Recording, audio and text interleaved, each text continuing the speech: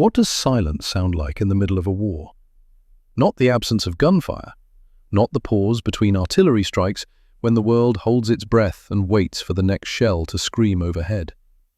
The truest silence comes when an engine dies, when 6 cylinders of Detroit iron stop turning, and you know, 3 miles away through snow and darkness, your brothers are freezing to death, and there is nothing, no orders, no equipment, no miracle from headquarters that can reach them in time. That silence is quieter than death itself, because it means you failed before you even started. The Ardennes Forest, Belgium. 1830 hours, December 16th, 1944. Temperature, 15 degrees below zero, Fahrenheit. The wind did not blow across Forward Supply Depot Baker. It attacked. Each gust came down from the German-held ridgeline like a living predator, hunting for exposed skin, searching for gaps in wool coats, testing every seam and tear in canvas tents. 2 feet of snow had fallen in the past 12 hours. More was coming. The sky was the color of old iron. In the motor pool, rows of GMC 6x6 trucks sat buried to their axles. Ice coated their bumpers. Snow drifted against their wheels. They looked like monuments to American industry, defeated by European winter. A figure moved through the drifts, heavy footsteps, deliberate. Master Sergeant Thaddeus Sullivan, they called him Grease, and the name fit, made his rounds. 52 years old. Too old to be here by every regulation in the book, but the army needed men who could tell a blown head gasket from a cracked block in the dark, and Grease had been fixing engines since before half these boys were born. His hands were permanently stained black. 30 years of oil and grease and carbon. No soap could touch it anymore. The stains went bone deep. He stopped beside a frozen deuce and a half, pulled a dented flask from inside his coat, and took a drink. Coffee, gone cold hours ago, tasted like battery acid brewed in burnt rubber. Behind him, the command tent glowed like a failing lantern. Inside, a radio hissed static. Then Grease heard it. A sound that didn't belong.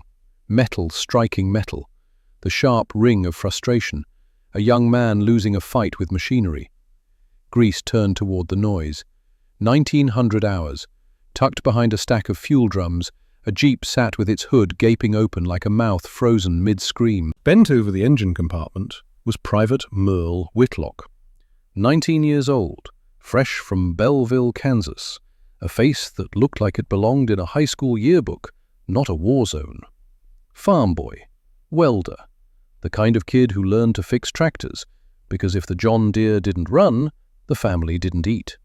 He was working a spark plug with bare hands, no gloves, couldn't feel the threads through wool, but bare skin on steel in sub-zero cold was like touching fire. It burned exactly the same. The wrench slipped. Merle yelped. The tool fell into the dark guts of the engine block with a clatter that seemed to echo across the entire motor pool. He slammed his fist against the fender. Once. Twice. His shoulders heaved, not from cold, from the pressure building inside his chest, the weight of failure compounding like interest on a loan he couldn't pay. At ease, son. Merle spun around. Grease stood there, holding the dropped wrench. Ice crystals clung to the steel. The sergeant's eyes dropped to Merle's hands. Raw. Red. Knuckles split open in places that wouldn't bleed because the cold had squeezed the veins shut. Trying to get her running, Sergeant.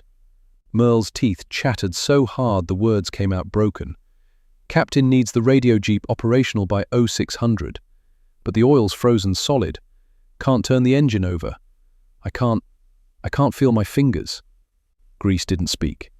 He pulled off his gloves, heavy leather, lined with rabbit fur. They were warm. They held heat like a coal holds fire. He pressed them into Merle's chest. Put them on. Sergeant, I can't take... That's an order, Private Whitlock. You can't fix a damn thing with frostbitten fingers, and we need people who can fix things. Merle hesitated, then slowly slid his hands into the gloves. The warmth hit him like a drug. Relief washed across his face. He looked up at Grease, confused. Kindness was not a common currency in this place. Grease pulled out a cigarette, cupped his hands around his Zippo. The flame illuminated the deep lines carved into his face by sun and time, and things he never talked about from the last war. "Listen close, son. Out here, your rank won't keep you warm. Your uniform won't save you. Only brotherhood does that." Then the radio inside the command tent started screaming. Not the usual crackle and pop. A human voice, raw, desperate, breaking through static like a drowning man breaking through waves. Any station, this is Convoy 7 Delta. We are immobilized. Repeat, immobilized at Ridge Route Charlie, 3 miles north of depot. 18 wounded personnel. Hypothermia setting in. Ambulances stuck in drift. Cannot proceed. Cannot retreat. Temperature dropping. We are losing men. Request immediate extraction. Immediate extraction. Over. The transmission cut out. Static flooded back in like water into a sinking ship. Grease and Merle stood frozen. The distance between sergeant and private collapsed. They were just 2 men, listening to 18 others begin to die. Grease dropped his cigarette into the snow where it died with a hiss. "Warm up inside, then get to the command tent." He was already moving before Merle could respond.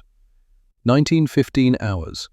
The air inside the command tent was thick as soup, wet wool, stale tobacco smoke, burning oil from a pot-bellied stove that fought a war it was losing against Belgian winter. Men sat on ammunition crates and oil drums, staring at nothing. The radio operator's finger still pressed the transmit button, like he was afraid to let go. Captain Robert Mitchell stood over the map table, 35 years old, good officer, the kind who remembered his men's names. But right now he looked like he'd aged 10 years in 10 minutes. He ran both hands through his hair. "Options. I need options." Silence answered him. A corporal near the stove shook his head. "Shovels won't touch it, sir. That's 4 feet of compacted snow, maybe more with the drifts." "What about the bulldozers from engineering?" 20 miles south, probably frozen in place themselves." Mitchell's fist came down on the table. Pencils jumped. Maps shifted. "Then what? We have 18 men dying up there. 18. And we're just going to sit here?" Nobody answered. The army had run out of solutions. But in the back corner of the tent, near a pile of scrap metal salvaged from a Bond railway bridge, Private Merle Whitlock wasn't looking at the map. His eyes were closed. The smell of diesel and wet canvas faded. He was back home. Kansas, summer of 1938. Standing at the edge of his father's wheat field during the blizzard that buried the county roads. Cattle trapped in the lower pasture, starving. The feed truck couldn't get through. His father didn't wait for the county to clear the roads. Earl Whitlock walked to the barn, fired up the cutting torch, cut a sheet of tin roofing into a crude wedge, bolted it to the front of the John Deere. It wasn't pretty, but it moved snow. It saved the herd. Merle opened his eyes. Fear still churned in his stomach. But alongside it, something else had taken root. Something stubborn. Something Kansas. He looked at the GMC truck parked in the repair bay. To everyone else, it was just a cargo hauler. Useless without roads. To Merle, it was a tractor that hadn't met its plow yet. His voice came out small at first. "Sir." Nobody heard. He tried again, louder. "Sir, I have an idea." 2,000 hours. Heads turned. Some faces showed hope. Most showed exhaustion. Corporal Frank Hayes let out a laugh that had no humor in it. "Kid thinks he's going to save us with corn-husking tricks." A few men chuckled. Not mean, just broken. Merle felt himself shrinking, stepping back toward the shadows where privates belonged. Then a boot hit the floor. The sound cut through the tent like a judge's gavel. Sergeant Grease Sullivan stepped into the light. He didn't look at the captain, didn't look at the doubters. His eyes locked onto Merle like artillery sighting a target. "Explain it, Whitlock. To me." Merle swallowed, pointed to the scrap pile. "That armor plate. From the wrecked half-track, we cut it into a V, like a ship's bow. Weld it to the GMC's front bumper." He walked to the truck, put his hand on the cold hood. "We're not pushing snow. We don't have the weight. We're cutting through it. The V-shape throws it to the sides like—" He hesitated. "Like my daddy's plow back in 38. Hayes stood. That chassis isn't rated for that kind of torque, kid. You'll snap the frame on the first drift. Not if we reinforce it. Merle's voice was getting stronger. Use those I-beams. Weld them along the frame rails. Distribute the load across the whole structure. And we rig the winch system to lift the blade when we hit obstacles, just like a hydraulic lift on a combine. Silence fell again, but it was different now. Thoughtful. Hayes opened his mouth. Grease cut him off. Stoic, Corporal. While you were sitting here freezing and waiting for salvation, this boy was thinking. That's more than the rest of you combined. He walked to the scrap pile, kicked an I-beam. It rang like a bell. Grease looked at Captain Mitchell. We're doing it. Mitchell studied Merle, then the radio, then the map showing 18 men dying 3 miles away. The radio crackled again. Any station, 7 Delta, losing consciousness in multiple patients. Frostbite severe. Request. Static ate the rest. Mitchell's jaw set like concrete curing. You have 12 hours, Private. If that truck can't move snow by 0600, we walk out there and carry them back ourselves. He turned to the tent. Every able body helps. We're not waiting for miracles. We're building one. Grease's hand came down on Merle's shoulder hard enough to buckle his knees. But it wasn't a blow. It was a coronation. You heard the man, Kansas? Time to show these Yankees how a farmer fights a war. 20-15 hours. The garage came alive. What had been a morgue of resignation became a forge of purpose. The cutting torch roared. The welding arc blazed blue-white, stabbing the darkness. Shadows danced across the walls like giants at their work. Merle directed 3 men to drag the armor plate from the scrap heap. 300 pounds of German steel that once protected a half-track. Now it would save American lives. Grease fired up the torch. Sparks cascaded like fireworks. 2 panels, Merle shouted over the noise. 6 feet by 4 feet each. We'll join them at a 60-degree angle. Hayes nodded. No arguments anymore. Just work. Corporal Salvatore Moretti appeared. 34. Driver from the Bronx. Italian accent, thick as marinara. Worry lines from being 4,000 miles from his wife Rosa and their baby daughter. What you need, Kansas? 4 I-beams. 10 feet long, every sandbag in the depot. You got it. Sal vanished into the storm. The air turned thick with ozone, the smell of molten steel, burning flux. Men rotated through the door every few minutes, letting fumes out, letting cold in. The temperature swung from furnace hot near the torch to bone cold near the walls. Merle pulled his welding goggles down. The world went dark, except for the single point of brilliant light at his electrode tip. He started running a bead along the first panel's edge, slow, steady, the way Earl taught him when he was 12 and could barely lift the stinger. If a weld looks like bird shit, his father had said, it'll hold like bird shit. So Merle made each bead clean, strong, true. Grease stood beside him with heavy tongs, holding the second panel in position. Sweat cut trails through the grease on his face. His arms trembled from the weight, but he never moved, never complained. He was a human vice, forged from Texas iron. Behind them, Hayes and 2 others wrestled I-beams against the GMC's frame rails. The rhythm of creation drowned out the wind, the fear, the impossible odds. For those hours, they weren't soldiers waiting to die. They were builders, creators, men making something from nothing because nothing else was left. 2,300 hours. Merle stepped back. The V-shaped plow sat on the concrete, massive, raw, ugly, medieval, a battering ram for the 20th century. Hayes circled it, inspected the welds, kicked it with his boot. It didn't budge. I'll be damned. It might actually work. Might. Grease lit a cigarette. Only one way to know for sure. They'd welded the I-beams to the frame, reinforced the suspension with extra leaf springs, rigged the winch cable through a pulley system for raising and lowering the blade. But theory and reality were separated by 4 feet of snow and 18 dying men. Captain Mitchell appeared at the door. Snow clung to his shoulders like epaulets. "Radio's dead," No contact for the last hour. Merle's stomach dropped. We're not finished, sir. Still need to mount the plow, load ballast, test it. Mitchell checked his watch. 7 hours. He left without another word. Grease looked at Merle. You okay? Merle's hands were shaking, not from cold, from the weight of 18 lives hanging on welds he'd made in the dark with borrowed equipment and farm boy knowledge. I'm okay, he lied. Then let's finish it. They worked through the deepest part of the night. 6 men lifted the plow, guided it onto the mounting brackets Merle had welded to the bumper. The fit was tight. Perfect. Merle crawled underneath with his torch. Sparks rained down on his face and chest. The heat seared even through his mask. But he kept the bead moving, kept it clean. Above him, Sal and Hayes loaded sandbags. 2 tons of ballast. The GMC's suspension groaned like an old man standing. 200 hours. The last weld cooled. Merle crawled out.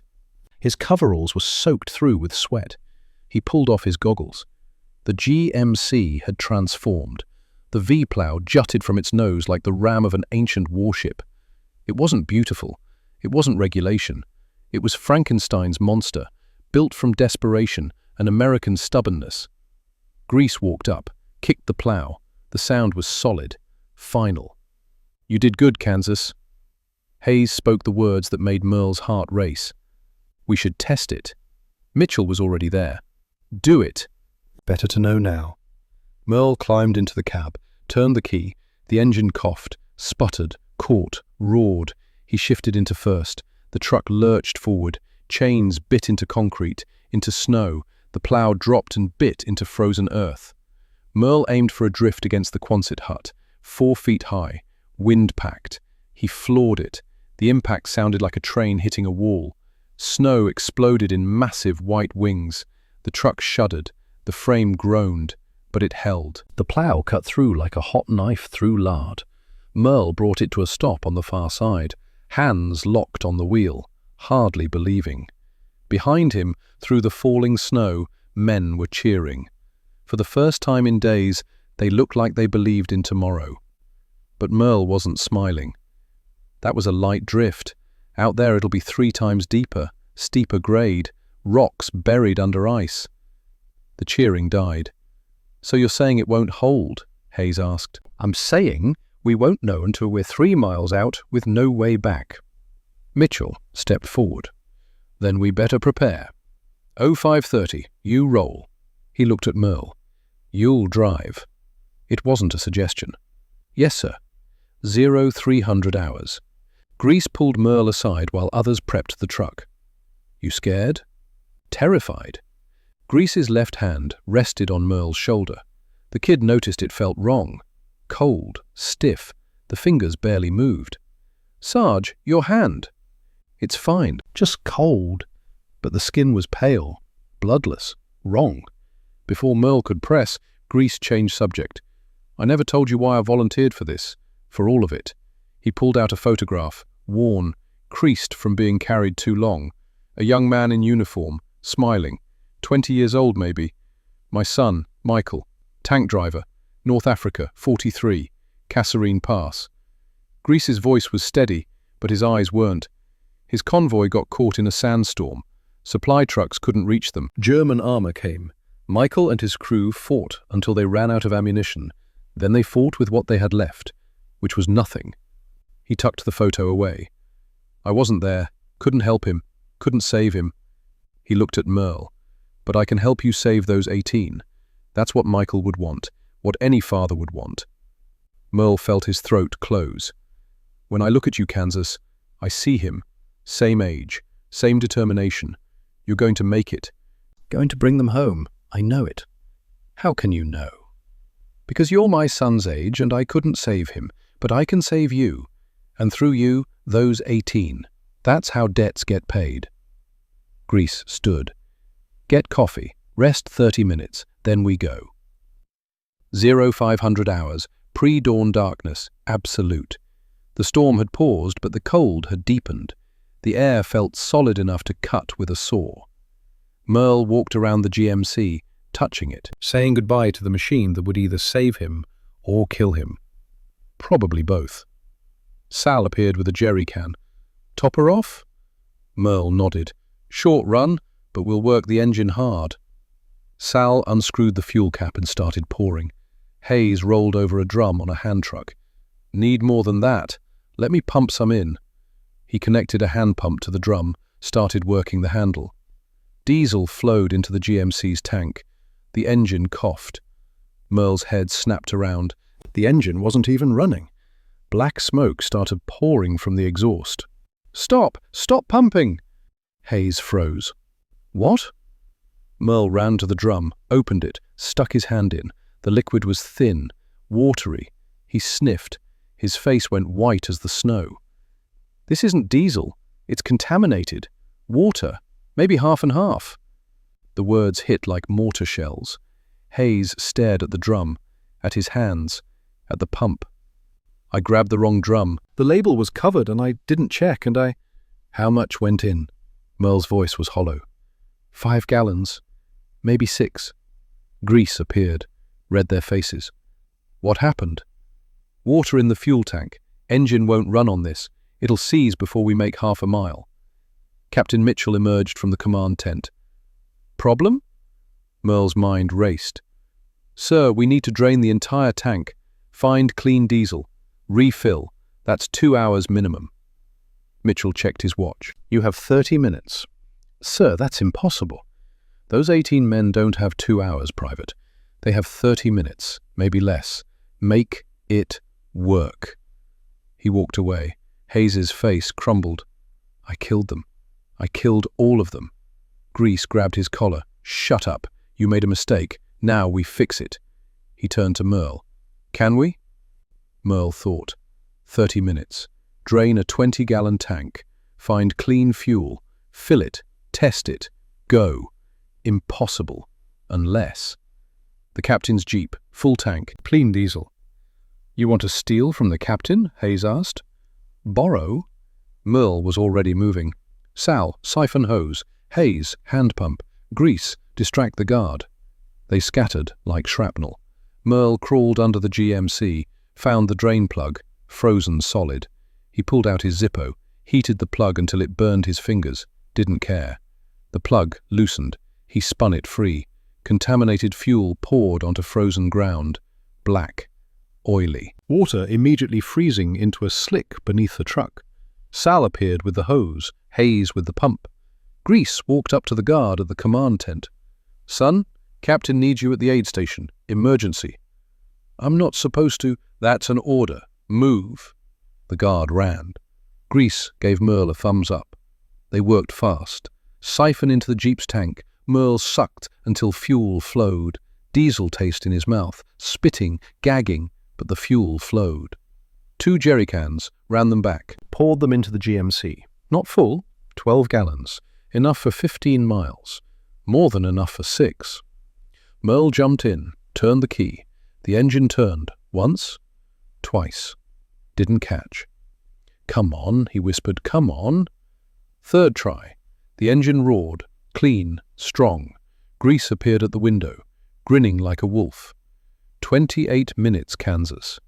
Behind them, Mitchell walked up, looked at his jeep, at the siphon hose. His face was stone. "Then, that jeep better be full when you get back." "Yes, sir." "Now get out of here." Merle shifted into first. The GMC rolled forward. Into darkness. Into storm. Into hell. 0530 hours, December 17th. The modified GMC rolled past the perimeter, chains rattling on ice like chains on a ghost. Behind it, Sal's jeep followed, headlights cutting weak cones through darkness thick as wool.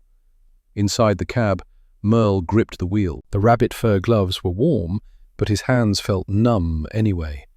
Not from cold, from knowing what waited ahead.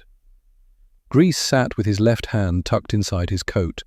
The hand Merle had seen was wrong, but the sergeant said nothing, just watched the road with eyes that had seen too much. "First marker's 1.25 miles out," Grease said. "Rock shelf on the left. After that, it's all uphill." The engine rumbled beneath them. The fuel swap had worked, so far. Merle downshifted as the grade increased. The plow bit snow, throwing white wings 20 feet to either side. The truck shuddered, but held. The welds held. Everything held. For now. "When you get back," Grease said suddenly, "what's first?" "Sleep for a week," almost a smile. "After that, call my folks. Tell them I'm alive. Ask my daddy about that shop we talked about." "The tractor shop? You serious?" "Yeah, you could help. You know engines better than anyone." Grease was quiet. Then, "I'd like that, Kansas." The truck hit a rut. Both men slammed into their seats. The plow scraped something solid beneath snow, rock or frozen earth. Merle kept his foot down, kept moving. "There," Grease pointed. The rock outcropping. A granite shelf jutting from the hillside like a broken fang. They passed it. The road pitched upward, steep. Merle downshifted. First gear. Engine screaming. Transmission groaning. "How much farther?" "Mile and a half. Just past the steep section, there'll be—" He stopped. Ahead, blocking the entire road, was a boulder, the size of a small car. It had broken from the outcropping during the storm, rolled down, settled across the road like a toll collector. "You see that?" "I see it." Merle's hands tightened. "Around it?" Grease looked. Left, steep ditch. They'd roll. Right, trees, too close. No. This was it. The test of whether farm knowledge could beat war's brutality. Merle stopped 30 feet back. "What are you doing?" Grease asked. "Something Daddy taught me." He shifted to reverse, backed up 40 feet, stopped, reached for the winch control, pulled. The cables groaned, the plow lifted, rising, angling upward to 45 degrees. "You're going to hit it high," Grease said. Understanding dawned. "Split it." "Like splitting firewood." Merle's hand hovered over the shift. Either the plow cracks the boulder, or the boulder cracks the plow. If the plow broke, 18 men died. He shifted into first. "Hold on." He stomped the gas. The GMC surged, engine howling, chains throwing gravel. 20 miles per hour, 25, 30. The boulder filled the windshield. 40 feet, 30, 20. Impact. The sound was the end of the world. The plow struck the boulder's apex, where frost had already weakened the stone. The boulder cracked. A fracture spread like lightning. The halves separated, tumbled aside with earth-shaking thuds. The GMC rolled through. Merle didn't breathe until they were clear. His hands shook so hard he could barely hold the wheel. "Your daddy taught you good," Grease said quietly. Then the engine made a new sound. Grinding, deep in the transmission. Merle tried second gear. The shift wouldn't move. He forced it. Grinding got worse. Smell of burning clutch. "No, no, no, no." "Second gear's gone," Grease said flatly. Synchro stripped. Panic rose in Merle's chest. "We can't make it on first alone. Too slow. Engine will overheat." "Yes, we can." Grease's voice was steel. "First gear got us here. It'll finish the job." "But—" "Close your eyes. Where are you?" Merle closed them, hands still gripping. "North Field." "What are you driving?" "The John Deere." "What do you do when you lose power?" "Drop to low gear. Slow down. Keep moving." "Then that's what we do." Merle opened his eyes. The panic was smaller now. He put it in first. Started moving. Slower. Much slower. But moving. The engine ticked. The temperature gauge climbed toward red. The radiator had cracked somewhere. They were losing coolant. Behind them, Sal's Jeep kept pace. The headlights in the mirror were a reminder they weren't alone. "Half a mile," Grease said. The road curved, upward still. The plow scraped ice and stone, throwing sparks that died instantly. Then Grease saw it. Through the snow, a dark shape. "There!" Merle leaned forward. 3 ambulances, a half-track, 2 jeeps, buried to their axles, some tipped at angles of defeat. And around them, shapes, huddled figures, some moving, some not. Grease grabbed the flare gun, pushed it out the window, fired. The red streak arced into grey sky. The shapes began to stir. 07:15 hours. Merle brought the GMC to a shuddering stop 20 yards out, shifted to neutral, set the brake. The engine was dying, knocking, rattling. Steam poured from under the hood in white plumes. "Let it idle," Grease said. "If you kill it, it won't restart."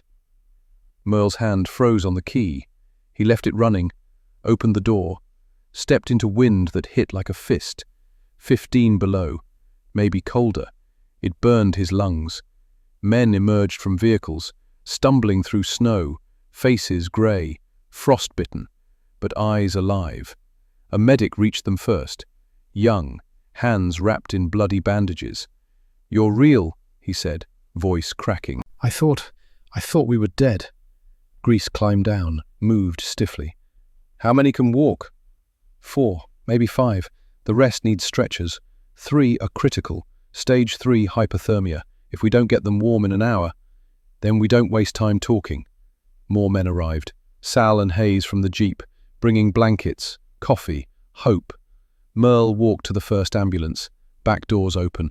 Inside he saw them, the wounded, bandaged heads, splintered legs. Men wrapped in bloody blankets, shivering so hard their stretchers rattled.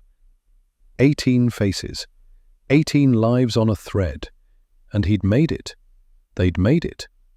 A woman emerged, 30, exhausted beyond words. Nurse Sarah Coleman. She looked at Merle, at his bloody nose, oil-stained coveralls, face too young for war. "How? How did you get through?" Merle didn't know what to say. "We had to." She nodded, like that was the only answer. Then her face changed. She was looking past him, at Grease. The sergeant sat on the GMC's running board. His left hand was out, no longer hidden, black, swollen, fingers bent wrong. Sarah ran to him. "Sergeant, your hand." "Can wait." "This is advanced gangrene. The infection is spreading. You need a hospital now or—" "Load the wounded first. That's an order." She stared, saw the determination, the refusal. She turned to Merle. "He can't work. That hand is dead. The infection is in his arm." Merle felt something break. This man, who'd believed in him, given him gloves, worked through the night with dying hands, sacrificed everything for 18 strangers. "I'll help him," Merle said. "Load the wounded." The next 30 minutes were chaos. Stretchers, blankets, men who could barely walk being supported by men who could barely stand, fitting them into the GMC bed, into Sal's jeep, into one ambulance that still had working tires. 18 men.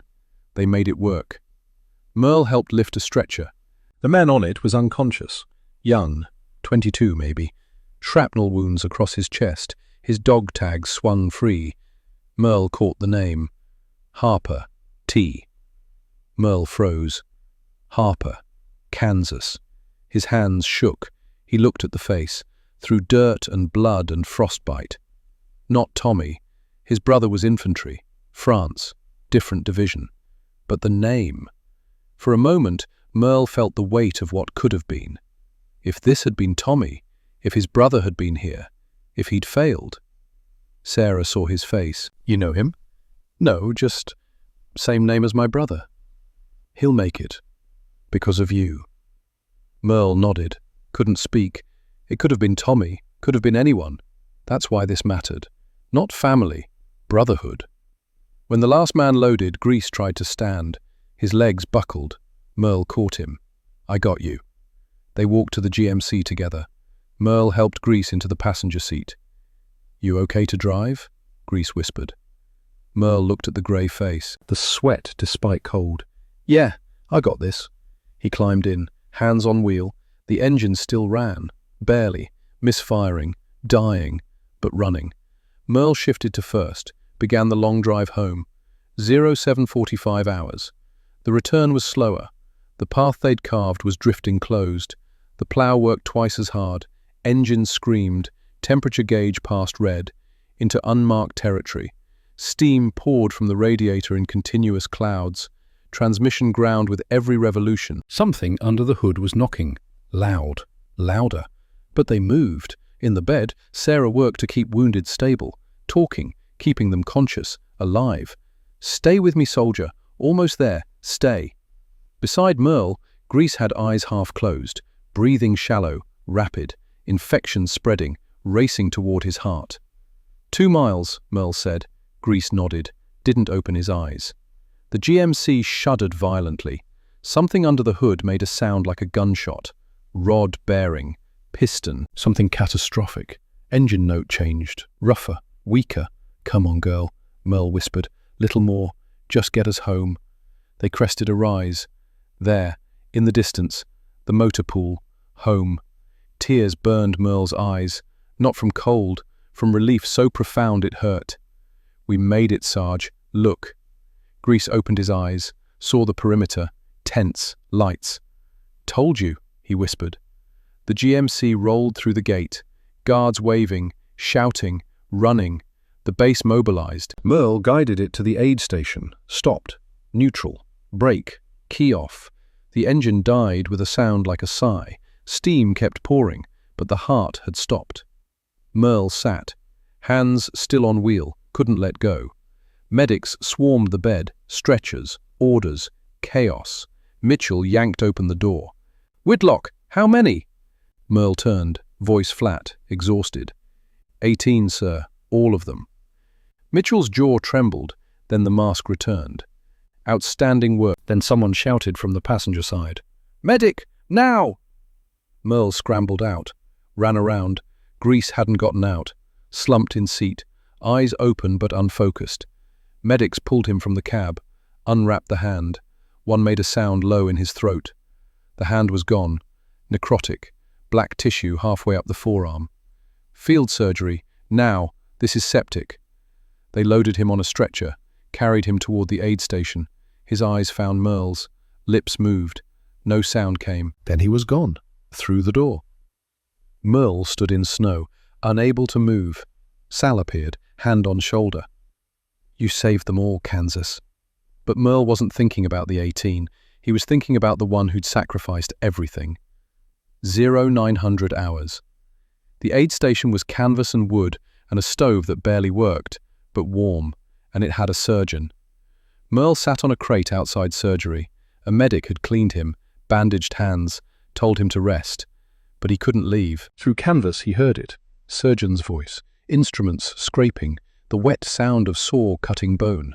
He closed his eyes. Canvas parted. Major Hendricks emerged, 40, surgical gloves red.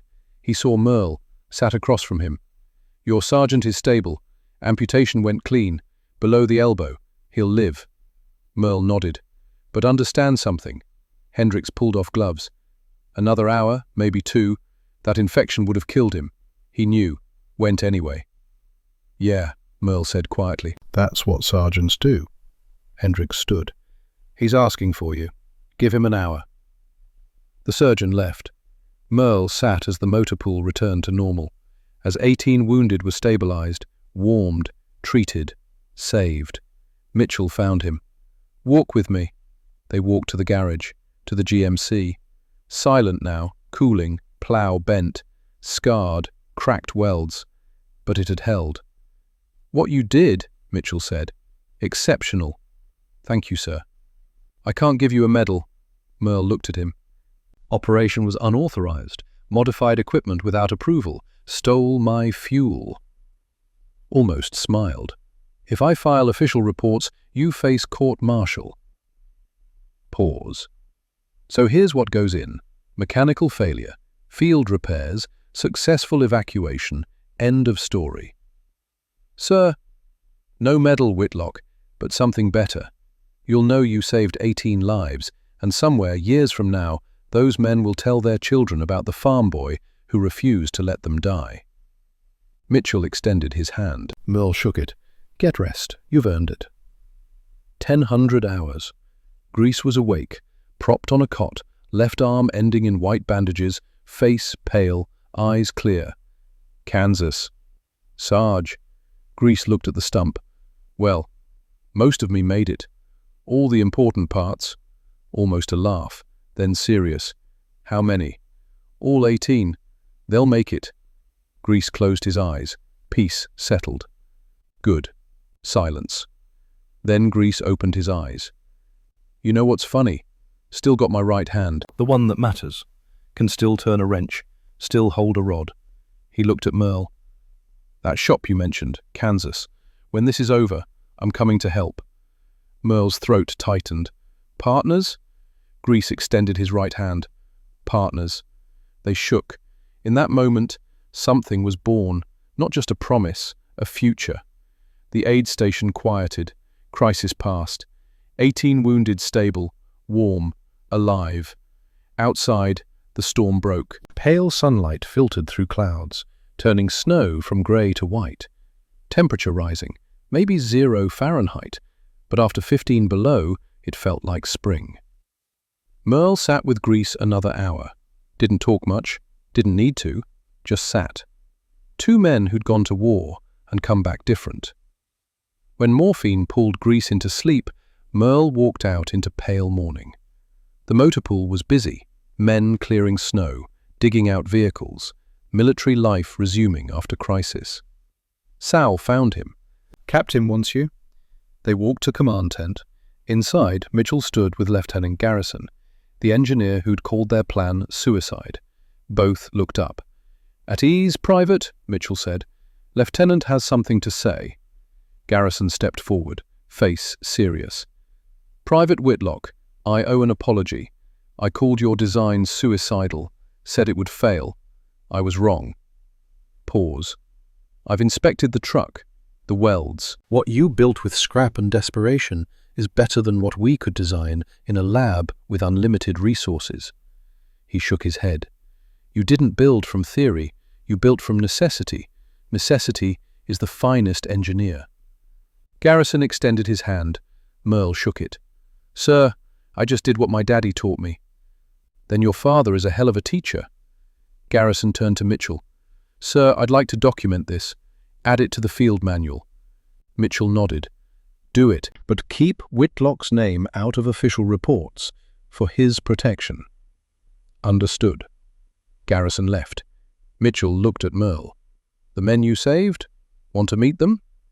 Merle hesitated. Feels like intruding, sir. They've been asking. The kid who built the plow. Come on. They walked to recovery tent. Inside, 18 wounded on cots, some conscious, some sleeping, all alive. A corporal with bandaged head saw Merle, tried to sit up. That him? The driver? Mitchell nodded. Private Merle Whitlock. The corporal looked at Merle, at oil-stained coveralls, young face. How old are you? 19, sir. The corporal laughed, turned to cough, but smiling. 19? Christ, I got boots older than you. Extended hand. Thank you, that's all, just thank you. Merle shook, didn't know what to say. One by one, others did the same, reaching out, shaking hands, saying thanks. And Merle realized something. He'd never know their stories, where they came from, where they'd go, what they'd do with the lives he helped save. But that was okay. They'd live, go home, have futures. That was enough. Leaving, Merle noticed one man near the back, the one with the name tag, Harper, T. The man was awake, looking at Merle. You the driver? Yes, sir. Harper's your name too, right? Nurse said. Merle nodded. Whitlock. But my brother's name is Harper, Thomas Harper. The wounded man smiled. Small world. I'm Theodore Harper, Kansas, near Topeka. I'm from Belleville.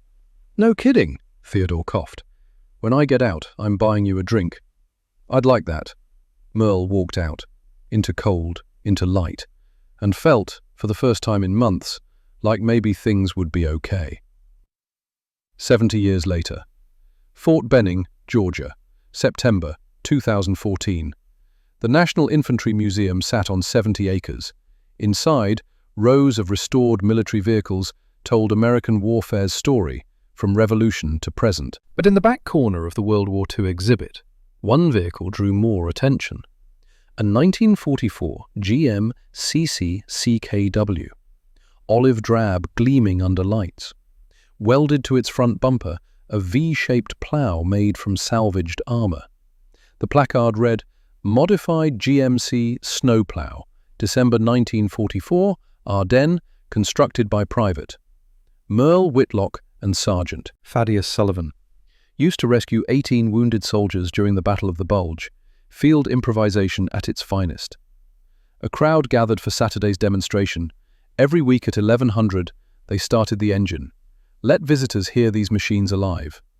Among the crowd stood an old man, 93, thin, stooped, but eyes sharp behind wire glasses. He stared at the truck like seeing a ghost. A young docent approached, enthusiastic, 25. Beautiful, isn't it? Saved 18 lives in one night. The old man didn't respond. The private who built it was 19, farm boy from Kansas. The sergeant who helped lost his hand to gangrene from working in the cold. The old man's hand came up, touched the rope. "Sir, you can't." "I was there." The docent stopped. "What?" December 17th, 44, 3rd ambulance, shrapnel to the chest. Hypothermia, stage 2. He looked at the docent. "I heard the engine coming. Thought I was hallucinating." The crowd went silent. "When that truck came over the ridge," voice cracked. "When I saw that plow cutting through snow, I knew I'd live." The docent's eyes widened. "Would you like to sit in it?" "Can I?" "For you? Absolutely." Rope lifted. Old man walked forward, each step deliberate.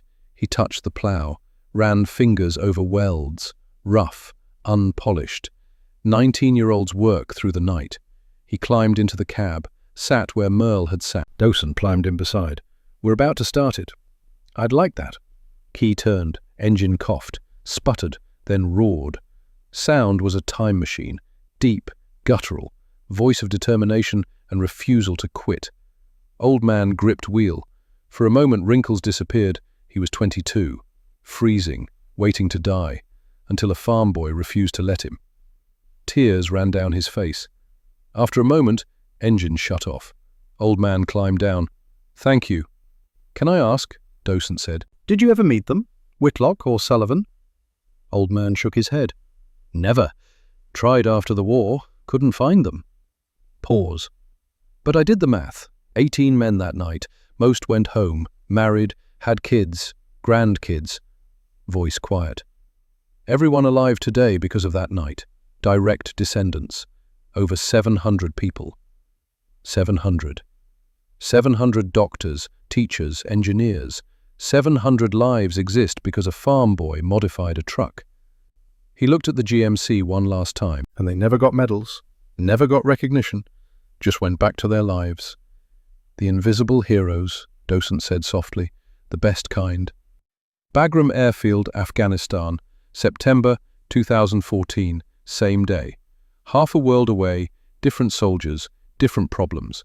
Combat engineers from 82nd Airborne, clearing road through mountain pass. Insurgents above, mines below. Battalion pinned 3 miles ahead. Standard procedure said wait. Wait for specialized equipment, air support. Perfect solution. But infantry didn't have time. Sergeant First Class Marcus Johnson stood beside Humvee, studying problem, looked at his men. "We've got steel plates. Humvee. Welder. Who knows how to run a torch?" Young specialist raised hand. "I do, Sergeant. Learned on my dad's farm." Johnson almost smiled. "Then let's build something." They worked through night, welding salvaged armor to Humvee, creating improvised mine plow. Ugly, jury-rigged, functional. By dawn, road was clear. Infantry resupplied. Lives saved. Johnson's report. Effected field repairs and completed mission. No medals, just job done. Same spirit, different war. Thread unbroken. Belleville, Kansas, April 1947. Sign above garage read, "Whitlock and Sullivan, tractor repair." Merle stood on ladder, hanging it. Below, Grease steadied ladder with right hand. Left arm ended at elbow. Prosthetic hook hung at side. "Little left," Grease called. Merle adjusted. "How's that?" "Perfect." Merle climbed down. They stood together, looking at sign, at their names, partners. "Your daddy would be proud," Grease said. Earl Whitlock walked out, older, grey beard, but strong, looked at Sign, at his son, at the man beside him. "I am proud," Earl said, looked at Grease. "Both of you, what you did there, what you're doing here, building something, that's what matters." Truck pulled up, old Ford. Farmer climbed out. "You boys open?" Merle grinned. "Yes, sir. What needs fixing?" "John Deere won't turn over." Merle looked at Grease. Grease looked at Merle. "Sir," Merle said, "if it's broken, we can fix it." Farmer nodded. "Heard about you two. They say you built something special in Europe." Grease pulled out unlit cigar, bit end. "We just fixed what was broken." They walked into garage, smell of oil and metal and possibility. Outside, signs swung gently in Kansas wind. 2 names, 2 men. 1 mission. Fix what's broken. Save what can be saved. Never quit. Inside, Merle and Grease worked side by side. One-handed sergeant could still run wrench as well as any man with 2, better than most. They fell into rhythm. Merle under tractor, Grease handing tools. "Seized piston," Merle called. "Penetrating oil, left shelf." Grease grabbed can, passed it down. Comfortable silence, the kind that only comes from men who've been through fire. After an hour, tractor sputtered to life. Farmer grinned, paid, drove off happy. Grease lit his cigar. Finally, the one from Belgium. "Good first day." "Yeah." They stood in doorway, watching sun set over wheat fields. "You ever think about it?" Merle asked. "That night?" "Every day." "Me too." "You regret any of it?" Merle thought. About fear, exhaustion, impossible odds. About 18 men who went home. "No, not a second." "Good." Grease looked at his hook, at absence where hand used to be. "I use my hand to lift my brothers. That's what hands are for." Car pulled up. Woman got out. Pretty. Schoolteacher. Ruth Henderson. She waved at Merle. Merle waved back. "That the girl you been writing?" Grease asked. "Yeah." "Gonna marry her?" "Thinking about it." "Good. Life's too short to wait." Grease walked back inside, left Merle in doorway, looking at Ruth, at fields, at life spreading out like a road. A life he almost didn't get. A life 18 others almost didn't get. But they did. Because one night, in frozen Belgian hell, a farm boy decided 18 strangers mattered more than regulations, more than fear, more than impossible odds. And a sergeant decided one farm boy mattered enough to sacrifice a hand. That's what brotherhood meant. Not blood, not ranks, not names, just refusal to let your brothers die when you had power to save them. Merle walked to Ruth's car. Future was waiting. It was good. Merle Whitlock returned to Kansas in '46, opened Whitlock & Sullivan Tractor Repair, married Ruth Henderson, had 3 children, 7 grandchildren, 14 great-grandchildren. Taught 2 generations of farmers how to fix equipment. Never talked about the war, but in his workshop, behind his desk, hung a photograph. Black and white, faded. 2 men beside GMC with plow welded to front. One young, one old, both smiling, both with grease on hands. He died in 2008 at 83.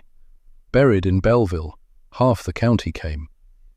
Thaddeus Sullivan learned to weld one-handed, became Merle's partner, taught 3 generations, lived simply, worked hard, never remarried, never sought recognition. Right hand could run perfect bead until the day he died. He passed in 1986 at 94, buried next to Merle's reserved plot. Partners, even in death. The shop continued. Merle's son ran it, then grandson. Still there today, still fixing what's broken, still refusing to quit. The 18 scattered. Most never knew their rescuers' names, but they lived. Theodore Harper became doctor. Topeka delivered 400 babies, including twins who'd become engineers. Corporal James Riley opened hardware store. Boston helped returning vets find jobs, find purpose. Private Anthony DeLuca became teacher. Brooklyn taught history, told students about the farm boy who saved his life, made sure they understood heroes don't always wear medals. One by one, they built lives, families, futures. The math was simple: 18 men, 54 children, 162 grandchildren, 486 great-grandchildren. Over 700 alive today because of one December night in '44. 700 doctors, teachers, engineers, artists, parents. 700 lives. All because two men with dirty hands refused to let winter win. Remember the question? What's the quietest sound in war? Not the death of engine when men are dying, the sound after. When engine roars back to life. When you realize hope isn't dead. Someone refused to quit. Brotherhood, stronger than snow, stronger than cold, stronger than odds. Sound of steel and determination, starting when it shouldn't, when it can't, when every regulation says impossible. But it does anyway, because men who built it refused to accept 18 lives were lost. That sound, that impossible, beautiful sound. That's the quietest sound in war, because it's the sound of hope. And hope doesn't shout, it just keeps running, in first gear, until job is done. They don't give medals for welding, they don't give silver stars for fixing trucks. History writes about generals and tanks and paratroopers, but mechanics, builders, ones who keep machinery running when manuals fail. They're the grease in gears, invisible, uncelebrated, essential. And somewhere tonight, in workshop in Kansas or Texas or Iowa, there's a kid learning to weld, learning that if equipment breaks, people don't eat, learning that sometimes only thing standing between life and death is clean bead and stubborn refusal to quit, learning what it means to be invisible hero, one who saves world one weld at a time, and that's enough. That's always been enough. That's everything.